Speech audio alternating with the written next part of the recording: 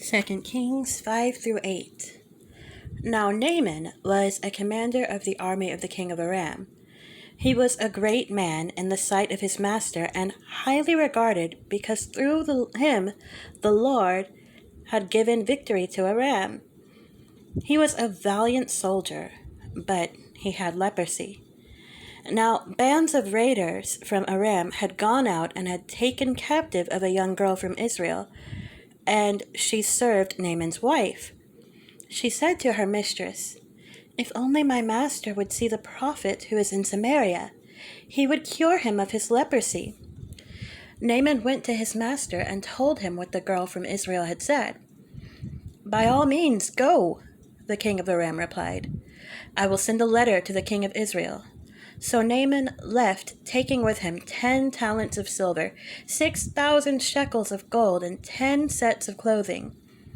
The letter that he took to the king of Israel read, "With this letter I am sending my servant Naaman to you so that you may cure him of his leprosy." As soon as the king of Israel read the letter, he tore his robes and said, "Am I God? Can I kill and bring back to life? Why does this fellow send someone to me to be cured of his leprosy? See how he is trying to pick a quarrel with me?"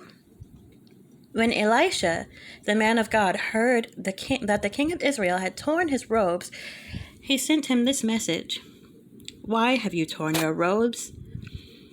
Have the man come to me, and he will know that there is a prophet in Israel." So Naaman went with his horses and chariots and stopped at the door of Elisha's house. Elisha sent a messenger to say to him, "Go wash yourself 7 times in the Jordan, and your flesh will be restored, and you will be cleansed."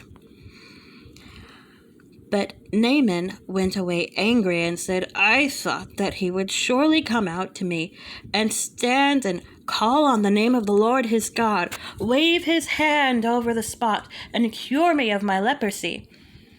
Are not Abana and Pharpar, the rivers of Damascus, better than all the waters of Israel? Couldn't I wash in them and be cleansed?" So he turned and went off in rage. Naaman's servants went to him and said, "My father, if the prophet had told you to do some great thing, would you not have done it? How much more then when he tells you, 'Wash and be cleansed'?" So he went down and dipped himself in the Jordan 7 times, as the man of God had told him, and his flesh was restored and became clean like that of a young boy. Then Naaman and all his attendants went back to the man of God.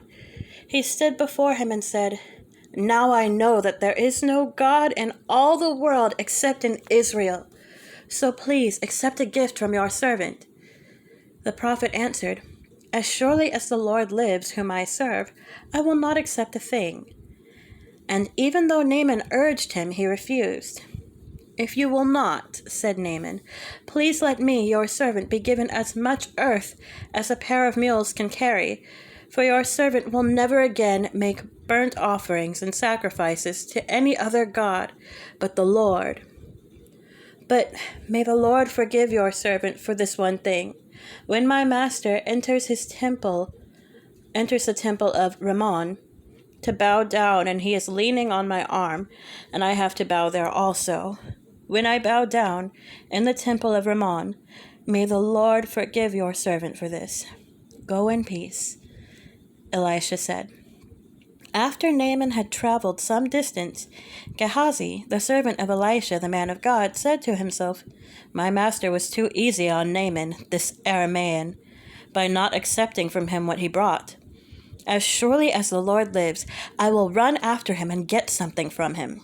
So Gehazi hurried after Naaman. When Naaman saw him running toward him, he got down from his chariot to meet him. "Is everything all right?" he asked. "Everything is all right," Gehazi answered. "My master sent me to say, 2 young men from the company of the prophets have just come to me from the hill country of Ephraim. Please give them a talent of silver and 2 sets of clothing." "By all means, take 2 talents, said Naaman. He urged Gehazi to accept them, and then tied up the 2 talents of silver in the 2 bags with 2 sets of clothing.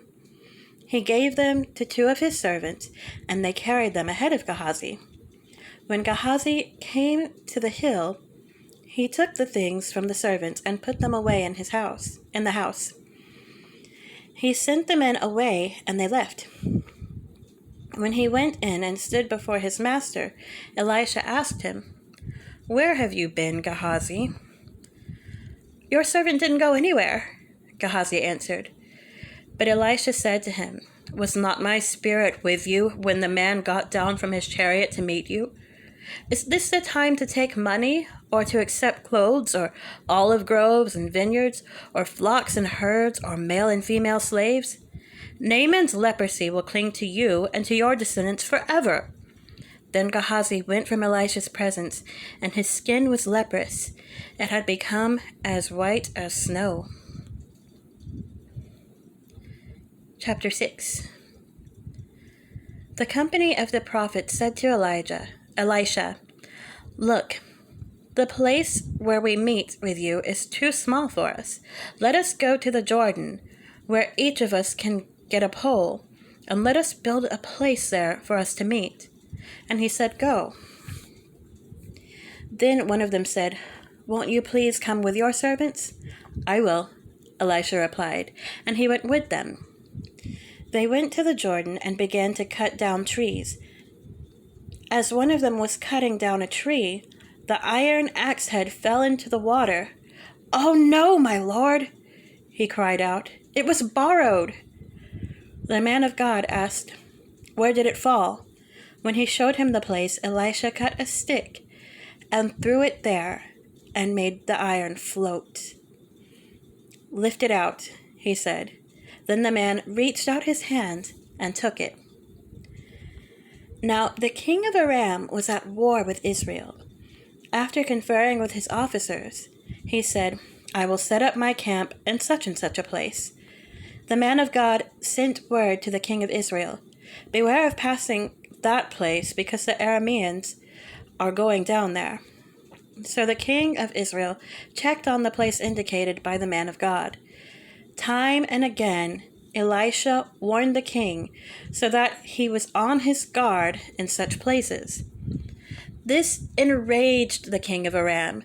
He summoned his officers and demanded of them, "Tell me, which of us is on the side of the king of Israel?" "None of us, my lord the king," said one of his officers. But Elisha the prophet, who was in Israel, tells the king of Israel the very words you speak in your bedroom. "Go find out where he is," the king ordered, "so I can send men and capture him." The report came back, "He is in Dothan." Then he sent horses and chariots and a strong force there. They went by night and surrounded the city. When the servant of the man of God got up and went out early the next morning, an army with horses and chariots had surrounded the city. "Oh no, my lord, what shall we do?" the servant asked. "Don't be afraid," the prophet answered. "Those who are with us are more than those who are with them." And Elisha prayed, "Open his eyes, Lord, so that he may see." Then the Lord opened the servant's eyes, and he looked and saw the hills full of horses and chariots of fire all around Elisha. As the enemy came down toward him, Elisha prayed to the Lord, "Strike this army with blindness." So he struck them with blindness as Elisha had asked. Elisha told them, "This is not the road, and this is not the city. Follow me, and I will lead you to the man you are looking for." And he led them to Samaria. After they entered the city, Elisha said, "Lord, open the eyes of these men so they can see." Then the Lord opened their eyes, and they looked, and there they were inside Samaria. When the king of Israel saw them, he asked Elisha, "Shall I kill them, my father? Shall I kill them?" "Do not kill them," he answered. "Would you kill those you have captured with your own sword or bow? Set food and water before them, so that they may eat and drink and then go back to their master." So he prepared a great feast for them, and after they had finished eating and drinking, he sent them away, and they returned to their master. So the bands from Aram stopped raiding Israel's territory. Sometime later, Ben-Hadad, king of Aram, mobilized his entire army and marched up and laid siege to Samaria. There was a great famine in the city. The siege lasted so long that a donkey's head sold for 80 shekels of silver, and a quarter of a cab of seed pods for 5 shekels. As the king of Israel was passing by on the wall, a woman cried to him, "Help me, my lord the king!" The king replied, "If the Lord does not help you, where can I get help for you? From the threshing floor? From the winepress?" Then he asked her, "What's the matter?" She answered, "This woman said to me, 'Give me your son, so we may eat him today, and tomorrow we'll eat my son.' So we cooked my son and ate him. The next day I said to her, 'Give up your son, so we may eat him.' But she had hidden him." When the king heard the woman's words, he tore his robes. As he went along the wall, the people looked, and they saw that under his robes he had sackcloth on his body. He said, "May God deal with me, be it ever so severely, if the head of Elisha, son of Shaphat, remains on his shoulders today." Now Elisha was sitting in his house, and the elders were sitting with him. The king sent a messenger ahead, but before he arrived, Elisha said to the elders, "Don't you see how this murderer is sending someone to cut off my head? Look, when the messenger comes, shut the door and hold it shut against him. Is not the sound of his master's footsteps behind him?" While he was still talking to them, the messenger came down to him. The king said, "This disaster is from the Lord. Why should I wait for the Lord any longer?" Chapter 7. Elisha replied, "Hear the word of the Lord. This is what the Lord says. About this time tomorrow, a seah of the finest flour will sell for a shekel, and 2 seahs of barley for a shekel at the gate of Samaria."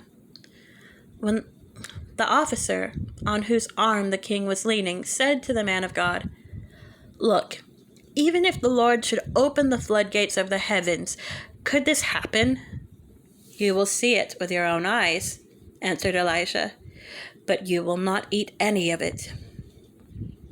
Now there were 4 men with leprosy at the entrance of the city gate. They said to each other, "Why stay here until we die? If we say, 'We'll go into the city,' the famine is there and we will die. And if we stay here, we will die. So let's go over to the camp of the Arameans and surrender. If they spare us, we live. If they kill us, then we die."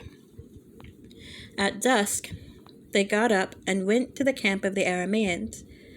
When they reached the edge of the camp, no one was there, for the Lord had caused the Arameans to hear the sound of chariots and horses and a great army, so that they said to one another, "Look, the king of Israel has hired the Hittite and Egyptian kings to attack us."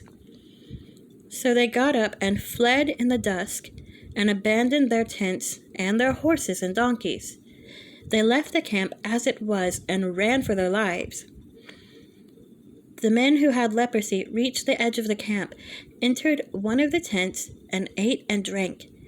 Then they took silver, gold, and clothes, and went off and hid them. They returned and entered another tent and took some things from it and hid them also. Then they said to each other, "What we're doing is not right. This is a day of good news, and we are keeping it to ourselves.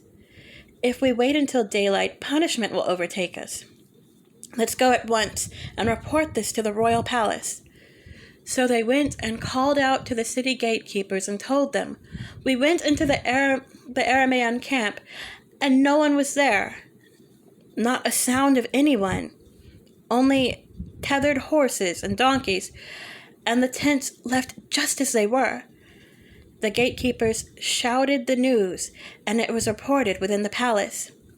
The king got up in the night and said to his officers, I will tell you what the Arameans have done to us. They know we are starving, so they have left the camp to hide in the countryside, thinking they will surely come out, and then we will take them alive and get into the city." One of his officers answered, "Have some men take 5 of the horses that are left in the city. Their plight will be like that of all the Israelites left here. Yes, they will only be like all the Israelites who are doomed. So let us send them to find out what happened." So they selected 2 chariots with their horses, and the king sent them after the Aramean army. He commanded the drivers, "Go and find out what has happened." They followed them as far as the Jordan, and they found the whole road strewn with clothing and equipment the Arameans had thrown away in their headlong flight. So the messengers returned and reported to the king. Then the people went out and plundered the camp of the Arameans. So a seah of the finest flour sold for a shekel, and 2 seahs of barley sold for a shekel, as the Lord had said. Now the king had put the officer on whose arm he had leaned in charge of the gate, and the people trampled him in the gateway, and he died, just as the man of God had foretold when the king came down to his house. It happened as the man of God had said to the king, "About this time tomorrow, a seah of the finest flour will sell for a shekel, and 2 seahs of barley for a shekel at the gate of Samaria." The officer had said to the man of God, "Look, even if the Lord should open the floodgates of the heavens, could this happen?" The man of God had replied, "You will see it with your own eyes, but you will not eat any of it." And that is exactly what happened to him, for the people trampled him in the gateway, and he died. Chapter 8. Now Elisha had said to the woman whose son he had restored to life, "Go away with your family and stay for a while wherever you can, because the Lord has decreed a famine in the land that will last 7 years." The woman proceeded to do as the man of God said. She and her family went away and stayed in the land of the Philistines 7 years. At the end of the 7 years, she came back from the land of the Philistines and went to appeal to the king for her house and land. The king was talking to Gehazi, the servant of the man of God, and had said, "Tell me about all the great things Elisha has done." Just as Gehazi was telling the king how Elisha had restored the dead to life, the woman whose son Elisha had brought back to life came to appeal to the king for her house and land. Gehazi said, "This is the woman, my lord the king, and this is her son whom Elisha restored to life." The king asked the woman about it, and she told him. Then he assigned an official to her case and said to him, "Give back everything that belonged to her, including all the income from her land, from the day she left the country until now." Elisha went to Damascus, and Ben-Hadad, king of Aram, was ill. When the king was told, "The man of God has come all the way up here," he said to Hazael, "Take a gift with you and go to meet the man of God. Consult the Lord through him. Ask him, 'Will I recover from this illness?'" Hazael went to meet Elisha, taking with him as a gift 40 camel loads of all the finest wares of Damascus. He went in and stood before him and said, "Your son, Ben-Hadad, king of Aram, has sent me to ask, 'Will I recover from this illness?'" Elisha answered, "Go and say to him, 'You will certainly recover.' Nevertheless, the Lord has revealed to me that he will in fact die."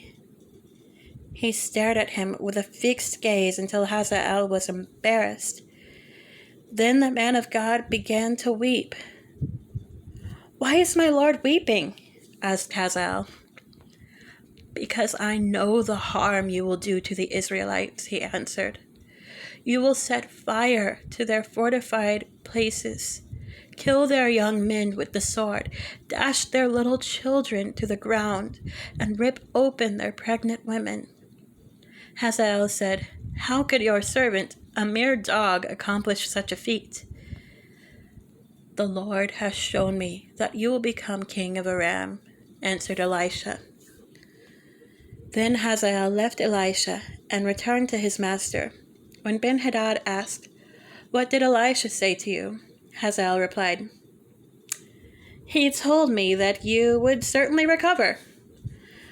But the next day he took a thick cloth, soaked it in water, and spread it over the king's face, so that he died. Then Hazael succeeded him as king. In the 5th year of Joram, son of Ahab, king of Israel, when Jehoshaphat was king of Judah, Jehoram, son of Jehoshaphat, began his reign as king of Judah. He was 32 years old when he became king, and he reigned in Jerusalem 8 years. He followed the ways of the kings of Israel, as the house of Ahab had done. For he married a daughter of Ahab. He did evil in the eyes of the Lord. Nevertheless, for the sake of his servant David, the Lord was not willing to destroy Judah. He had promised to maintain a lamp for David and his descendants forever. In the time of Jerusalem, Edom rebelled against Judah and set up its own king. So Jehoram went to Zair with all his chariots. The Edomites surrounded him and his chariot commanders, but he rose up and broke through by night. His army, however, fled back home. To this day, Edom has been in rebellion against Judah. Libnah revolted at the same time. As for the other events of Jehoram's reign, and all he did, are they not written in the book of the annals of the kings of Judah? Jehoram rested with his ancestors and was buried with them in the city of David, and Ahaziah his son succeeded him as king. In the 12th year of Joram, son of Ahab, king of Israel, Ahaziah, son of Jehoram, king of Judah, began to reign. Ahaziah was 22 years old when he became king, and he reigned in Jerusalem 1 year. His mother's name was Athaliah, a granddaughter of Omri, king of Israel. He followed the ways of the house of Ahab, and did evil in the eyes of the Lord, as the house of Ahab had done, for he was related by marriage to Ahab's family. Ahaziah went with Joram, son of Ahab, to war against Hazael, king of Aram, at Ramoth-Gilead. The Arameans wounded Joram, so King Joram returned to Jezreel to recover from the wounds the Arameans had inflicted on him at Ramoth in his battle with Hazael, king of Aram. Then Ahaziah, son of Joram, king of Judah, went down to Jezreel to see Joram, son of Ahab, because he had been wounded.